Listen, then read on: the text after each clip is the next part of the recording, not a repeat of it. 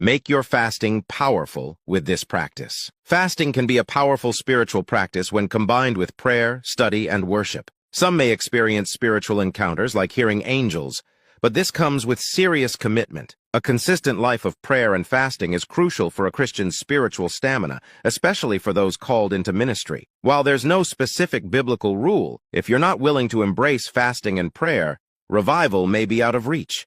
Fasting isn't just abstaining from food.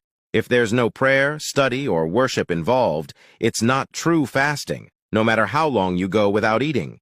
Fasting requires focused spiritual activity, not just waiting for the clock to hit the end time. Luke 4:14 shows that after Jesus prayed and fasted, he returned in the power of the Spirit. It's not just about being filled, but empowered. Fasting is for everyone, not just pastors or those in trouble. Even children can fast, learning discipline early on. Fasting, combined with prayer, helps us access God's power.